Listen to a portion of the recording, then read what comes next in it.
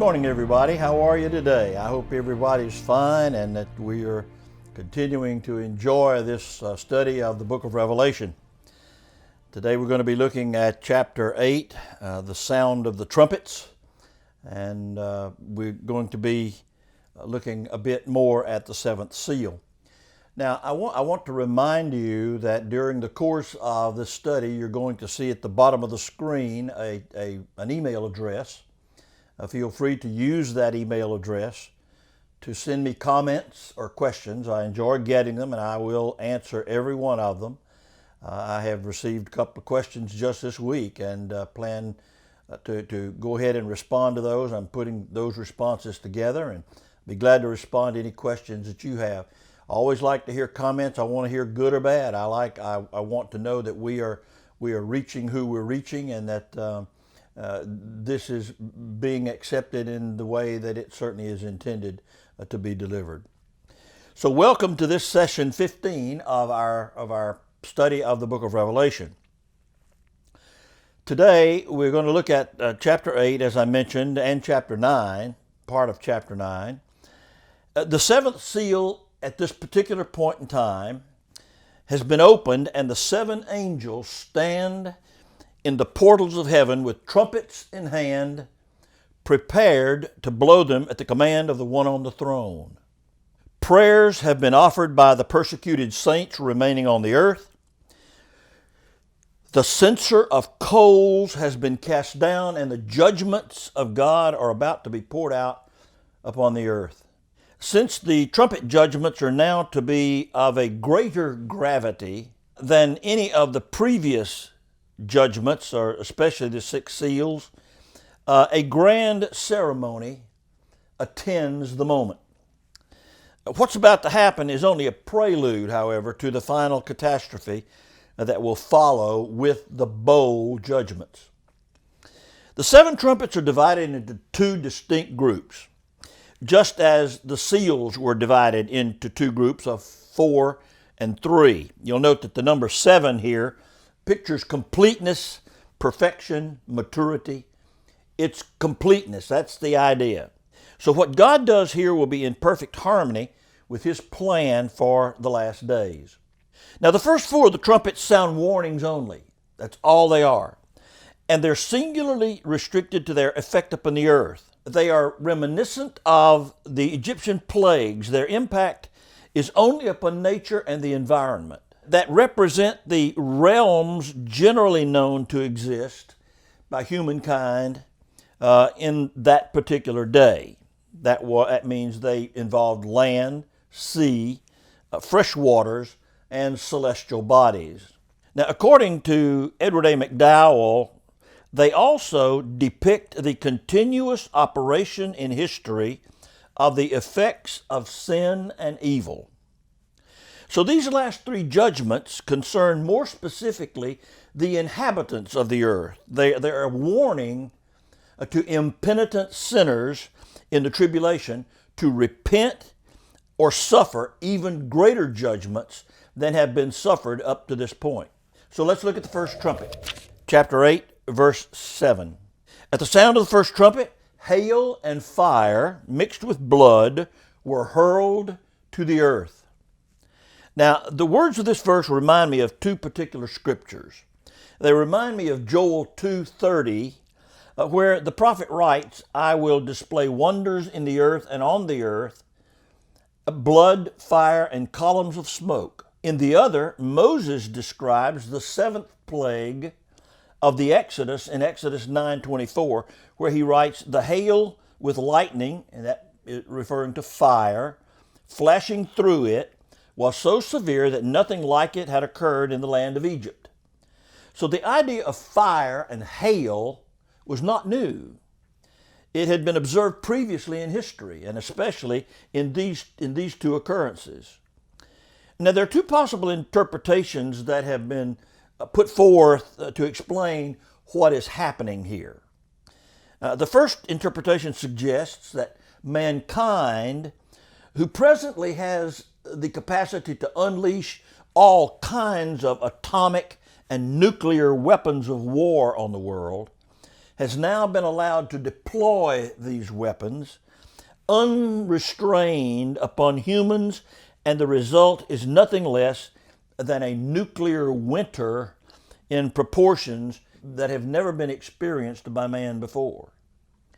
So this is catastrophic in nature. You've seen, I'm sure, movies that have depicted a nuclear winter and what it's like, how atomic weaponry can create such a disaster on humankind.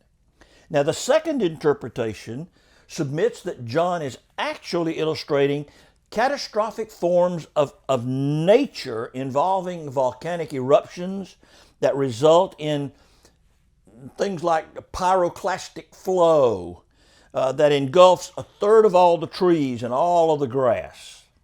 Now, if you're not familiar with a volcano, when it erupts, pours down ash, and in some cases, as it was the case in Mount St. Helens, it poured out what is known as a pyroclastic flow. It is a flow of ash and air, superheated air, that travels as much as 600 miles an hour down a mountain. You can't outrun it.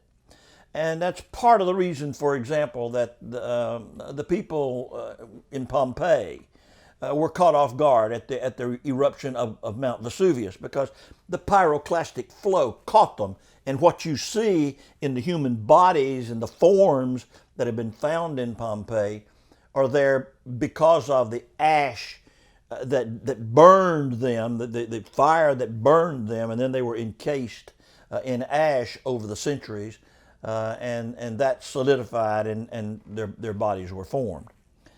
So it could be this quirk of nature, this catastrophic work of nature that causes all this. The result then is a loss of food sources and a deficiency of oxygen production that would come along with it, both of which are necessary for productive human experience.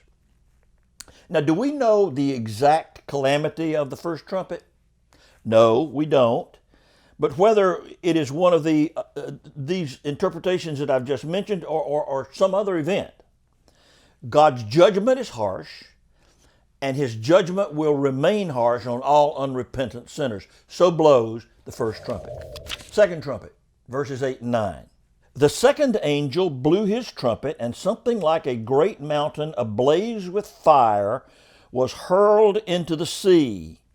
So a third of the sea became blood, a third of the living creatures in the sea died, and a third of the ships were destroyed. Now, as with the first trumpet, two lines of thought seem to emerge here. One interpretation, that of Tim LaHaye, holds a literal view of these words. That is, like the fiery events of Sodom and Gomorrah, the conflagration may be the result of a large meteorite crashing into the sea and causing a tidal wave of such enormity that a third of the ships are actually destroyed. And the heat from the meteorite revives inert algae in the sea, causing what we know today as red tide, making it look like or appear as blood. Now, there's a second view that is held by Hal Lindsey, and most of you, I suspect, have read some of his books. Consider this to be a nuclear holocaust, which, due to a nuclear winter, causes ice to form in the atmosphere and fall in large chunks to the earth. Now, can we describe this specific event again here? No, we can't, but we can say with pretty good certainty that the results will be disastrous to the world in which we live and to unrepentant humankind. And so sounds the second trumpet. The third trumpet is found in chapter 8, verses 10 and 11, where John writes, "The third angel blew his trumpet, and a great star, blazing like a torch, fell from heaven. It fell on a third of the rivers and springs of water. The name of the star is Wormwood, and a third of the waters became wormwood. So many of the people died from the waters because they had been made bitter. Now, both LaHaye and Lindsay, interestingly enough, representatives of probably the two most common interpretations of these scriptures, once more echo explanations of both trumpets 1 and 2. LaHaye states that this is yet another meteorite that falls at the headwaters of key rivers, not in the ocean, not in the sea, but at the headwaters of key rivers, turning them into bitter waters, undrinkable waters, not potable waters. Lindsay believes there will come a time on this earth when one country will wage nuclear war or thermonuclear war on another country in a nuclear warhead exchange that is so enormous that it will have devastating effects on the rivers and lakes of the earth. I found one aspect of this to be very, very interesting. The word rendered wormwood, he writes, the name of the star is wormwood. The word rendered wormwood is the Greek word opsinthos. Now, you'd think it refers to a star, perhaps. No, it refers to a plant that is intensely bitter, thus bitter rivers, bitter waters. Now, interestingly enough, it is also the same word that translates the Russian or Ukrainian word Chernobyl. Now think about that for a moment. Chernobyl. When that explosion at Chernobyl occurred in 1986, the environment surrounding the nuclear plant was, as well as the water in the nuclear plant and around the nuclear plant, both ground and surface water, immediately became poisonous, and it's poisonous to this day. And it's totally unfit for any kind of human consumption. Now, perhaps John is describing such an event on a worldwide scale. There are nuclear plants all over the world. So perhaps that's what he's talking about. Whatever the actual event will be, it will be of such calamitous proportions that life will become completely unbearable.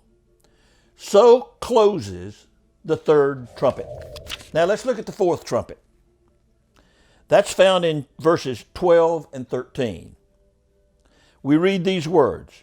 The fourth angel blew his trumpet, and a third of the sun was struck, a third of the moon, and a third of the stars, so that a third of them were darkened. A third of the day was without light, and the night as well. To get his message across now, John has employed images that his readers, quite frankly, would have understood, not something that they would not have understood.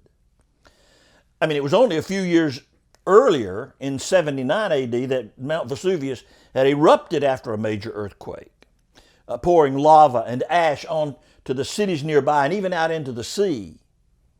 Many people were consumed by that pyroclastic flow that I mentioned earlier and choked by the sulfur-laden air that surrounded the mountain, and the day literally became as black as night. If you recall the eruption of Mount St. Helens, again, I recall seeing some pictures that were taken at midday in some of the nearby cities, and they were dark. They were completely dark, but the ash was so thick in its descent, you could not see, almost could not see your hand in front of your face. So the day becomes as black as night. Now, on another occasion prior to the Christian era, the volcanic island of Santorini had violently erupted in one of history's most massive, largest volcanic eruptions up to that point. Eyewitnesses of the time testified to how the fiery blasts of the mountain surrounded all vegetation. It destroyed all of the vegetation surrounding the mountain, and how the sulfurous gases killed enormous numbers of animals and varieties of sea life. They even affirm that the sea turned red like blood. They saw that, and they affirmed that. So John's readers would have gotten it. They would have gotten it. And at the sounding of this fourth trumpet, John writes that the world will be less visible. For a third of its light, that is a third of the sun, a third of the moon, a third of the stars, will be totally extinguished. Won't exist anymore. Now, can you imagine the meteorological effects of the loss of a third of the sun? Just think of the meteorological effects of that. Crops which require intense sun to thrive will wither and die from a lack of adequate light to produce fruit. They can't carry on photosynthesis if there's no photo. The biological cycles will be disrupted, and animals, both wild and domesticated, will become confused. I don't know how many have ever seen a total solar eclipse. But at the time of a solar total eclipse of the sun,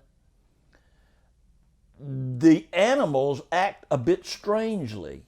And especially once it gets dark, they go into a nighttime mode. The drastic reduction in temperature from having no light will produce a radical effect on all living beings. Perhaps this reduction of light is a result of pollution, tremendous pollution from some kind of a post-nuclear winter. That may be. In 1983, Carl Sagan, along with several of his colleagues, published an article in the magazine Science magazine, in which they described some of the effects of a thermonuclear exchange. How for days, even months, the world would be bathed in a cloud of dust that just simply would not dissipate, wouldn't go away. Which leads to the real possibility that this fourth trumpet just simply might be a great cloud of dust that forms around the earth as a result of the consequence of a nuclear exchange. So intense, in fact, that the sun cannot penetrate the darkness. John writes, "I looked again and heard an eagle flying overhead, crying in a loud voice, 'Woe, woe, woe to those who live on the earth, because of the remaining trumpet blasts that the three angels are about to sound.'" Now first, let's clear up the translation a bit. The translation here, eagle, in verse 13, is a pretty accurate translation of the Greek text. That's accurate. A majority of the most reliable Greek manuscripts have the word aetos here, meaning eagle or a bird of prey. The eagle was often used to symbolize vengeance, and it certainly would have been apropos to the thoughts that were being rendered here. Plenarist interpreters view this eagle as simply a flying messenger informing men that the gravest destruction, the most ruinous experiences, and some of the severest persecution is yet to come. So it's just a flying body, a flying messenger of some sort, an angel perhaps, but it's informing men about this great destruction that is going to take place. Now others actually consider that the eagle is Christ himself. Perhaps Christ himself. But such a position, in my opinion, seems untenable because Christ remains seated on the right hand of God. We know that from earlier readings. Now, fair warning, however, fair warning. For whether an angel or an eagle, a messenger or an eagle, the last three trumpets will make the first four seem like a catwalk. The severity of these last four trumpets is emphasized by the three woes that we find here in this particular verse. They are announced by the eagle, one for each trumpet blast. They are designed to put pressure on those who have steadfastly refused God's mercy throughout the period of the seal judgments. And they continue to harden their hearts, and they continue to blaspheme God. They continue to be unrepentant and care not for their future. This wrath of God likely will occur near the end of the tribulation. I believe that's where these last trumpet judgments occur, and then of course they join with the bowl trumpets, which are a part of that seventh trumpet. That is during the last 3.5 years of the tribulation. So sounds the fourth trumpet. The fifth trumpet, found in chapter 9, verses 1 through 12. Beginning with this fifth trumpet, a foretaste of hell is unleashed on the world in the Great Tribulation. Comprising the last 3.5 years of the tribulation, the woes that shall befall unrepentant man on earth will be of such severity as to defy description. God will inflict upon sinful mankind everything he has in judgment. He will leave no arrow in his quiver of judgment. Now let me pause here to remind you, John is attempting to describe what he observes using images with which he and the people of his time would have been completely unfamiliar. Completely. So what he saw and what he says about what he saw are vastly different. He had never seen anything like what he was witnessing, never. So he resorts to what I call three wonderful words, one of which I made up. He resorts to anthropomorphic, entopomorphic, and theriomorphic terms. He writes expressions that ancient peoples of his particular day would have understood. That is, things about man, things about animals, and things about insects. So, he writes, the fifth angel blew his trumpet, and I saw a star that had fallen from heaven to earth. The key to the shaft of the abyss was given to him. Okay, we have to start identifying people and places and ideas here.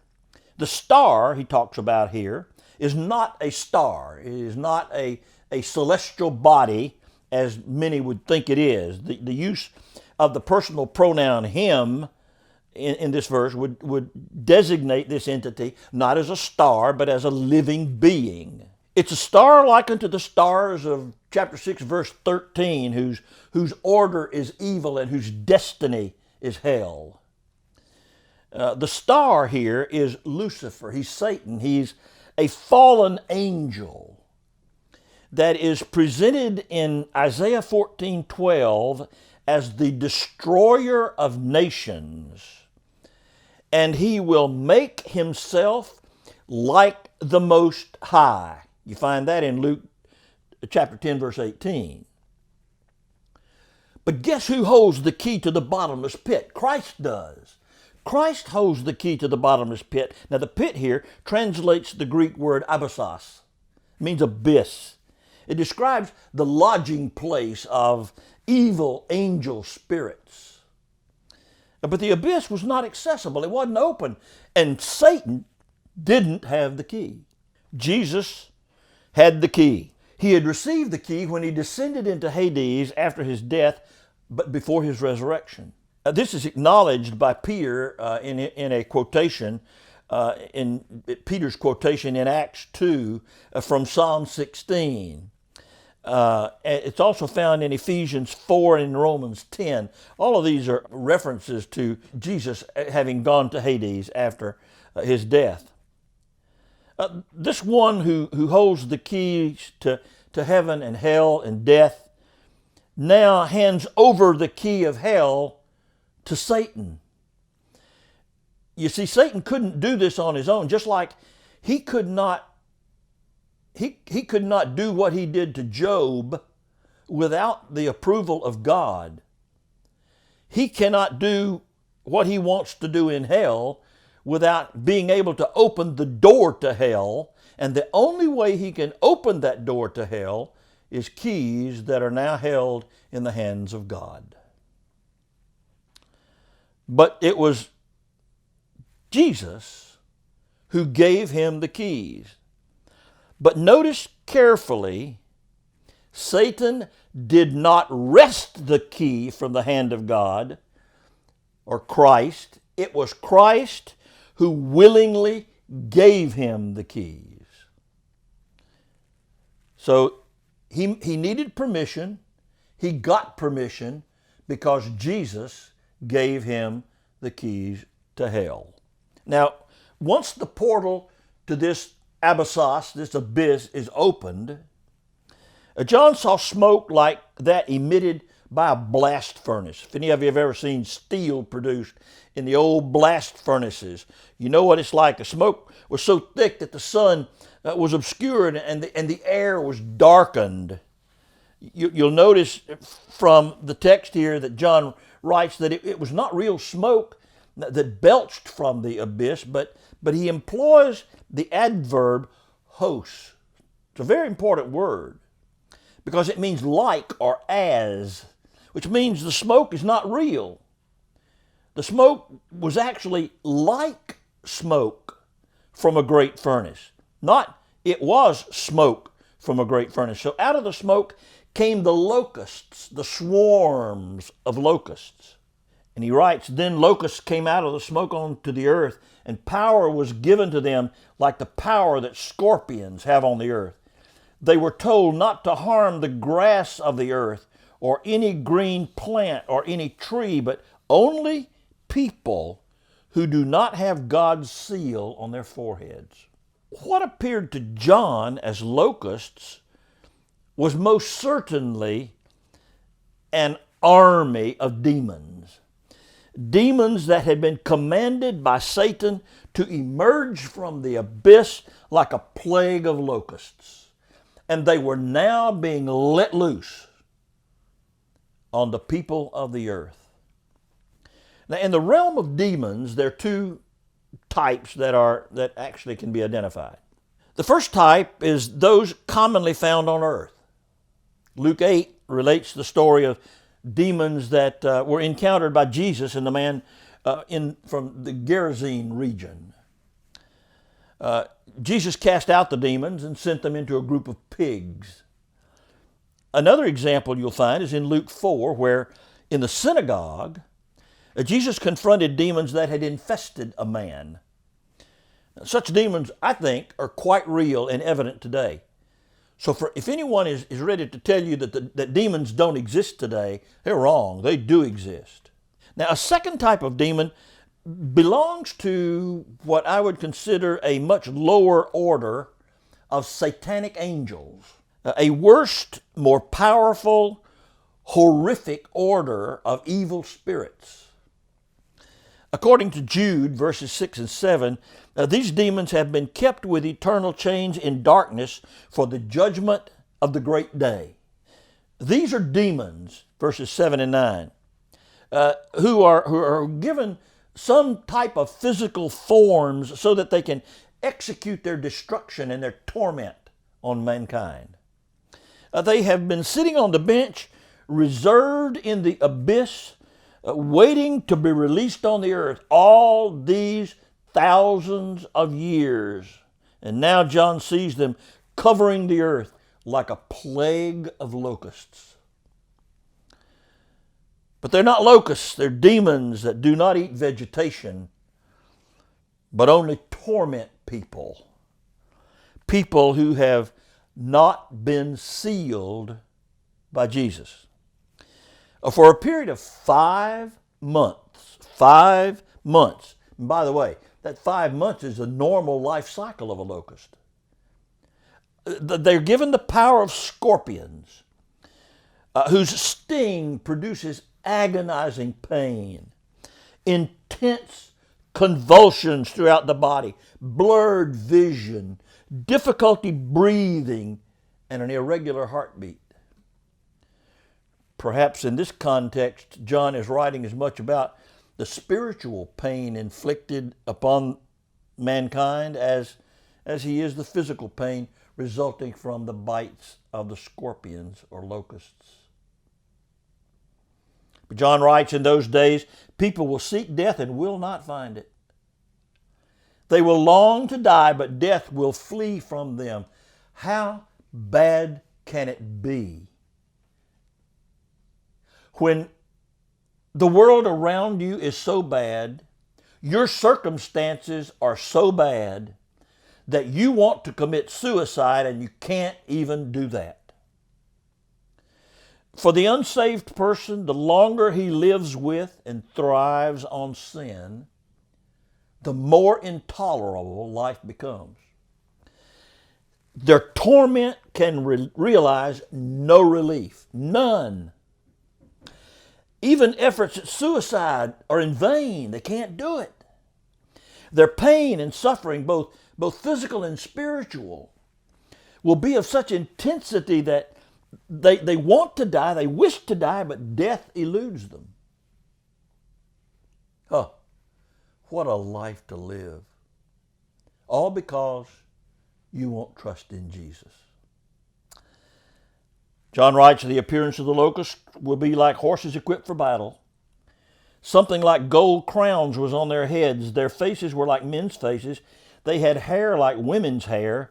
Their teeth were like lions' teeth. They had chests like iron breastplates. The sound of their wings was like the sound of chariots, with many horses rushing into battle. It's chapter 9, verses 7 through 9.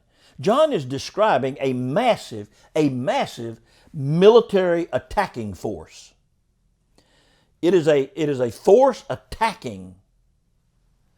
The horses, in their warlike character, symbolize the power of an army or a ground force. The gold crowns denote them as unstoppable. They're victorious in their conquest. There is nothing that can put an end to them. Men's faces here probably refers to them as rational beings, intelligent creatures. Their hair like women. Oh, this could even refer, remember, John is writing what he saw, not what he knew. This could even refer to vapor trails that perhaps might be emitted by jet airplanes. Their ferocity, their power, their lethalness can be explained in the lion's teeth. The breastplates suggest their imperviousness. And their wings like chariots, suggesting the sound of tanks or vehicles of war rushing into battle. These demons are impossible to destroy. They're resistant.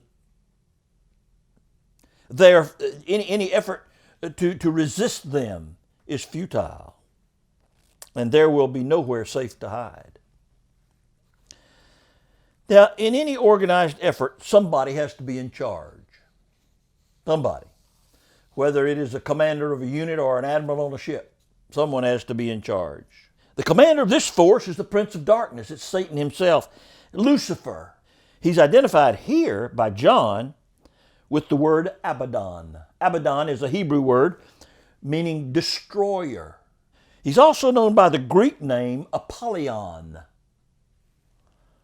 which also means destroyer.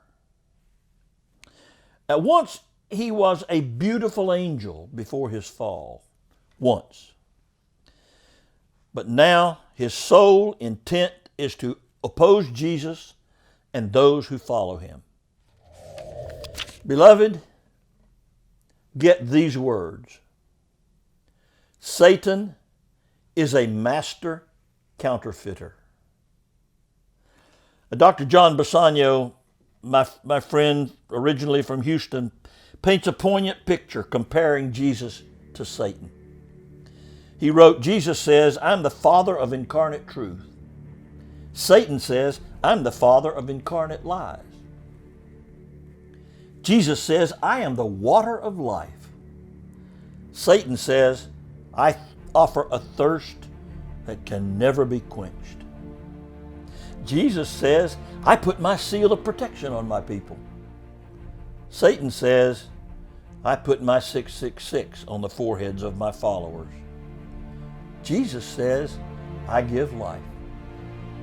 Satan says, I destroy life. With the blowing of the fifth trumpet, Satan possesses, at least temporarily, the key to the abyss. And he has created and advanced the strategy for evil. And now Jesus has discharged him on the world to execute judgment on unrepentant mankind. He is the star. From chapter 9, verse 11. Who has been ejected from heaven and now cast into hell. God alone can stop Satan. But for now, he brings his judgment down on all who have taken pride in their sin. Thus sounds the fifth trumpet and ends the first of the three woes.